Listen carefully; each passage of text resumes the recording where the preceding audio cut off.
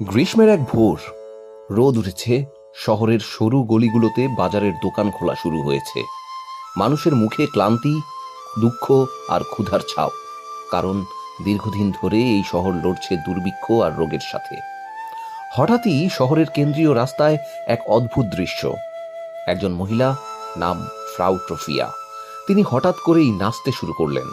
প্রথমে সবাই ভেবেছিল হয়তো মজা করছেন, কিন্তু সময় যেতে যেতে বোঝা গেল এ কোনো সাধারণ নাচ নয়। ঘন্টার পর ঘন্টা, দিনের পর দিন তিনি থামলেন না। রক্তে ভেজা পা, ক্লান্ত শরীর, কিন্তু যেন কোনো অদৃশ্য শক্তি তাকে টেনে নিয়ে যাচ্ছে।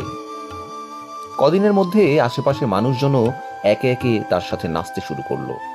শহরের লোকজন অবাক হয়ে দেখল 10-20 নয়, শত শত মানুষ এক নাচে মেতে উঠেছে। তারা হাসছে না, আনন্দ করছে না, তাদের মুখে ভয়, আতঙ্ক, যন্ত্রণার ছাপ। তবুও তারা নাচ থামাতে পারছে না। শহরের গির্জার ঘন্টা বাজতে লাগলো। মানুষ বলল এটা সেন্ট ভাইটাসের অভিশাপ।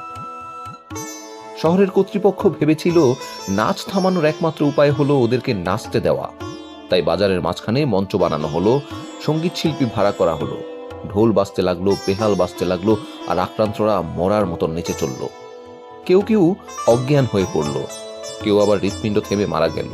তবুও নাচ থামল না। অবশেষে ক্লান্ত শহর সিদ্ধান্ত নিল ওদেরকে দূরের সেন্ট ভাইটাসের মন্দিরে নিয়ে যাওয়া হবে।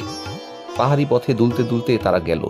সেখানে পুরোহিতরা প্রার্থনা করল, পবিত্র জল ছিটালো। ধীরে ধীরে নাচের অভিশাপ ভাঙল। মানুষ মাটিতে লুটিয়ে পড়ল, চোখে জল এলো, কেউ মুক্তির আনন্দে, কেউ আবার হারানো আত্মীয়র শোকে।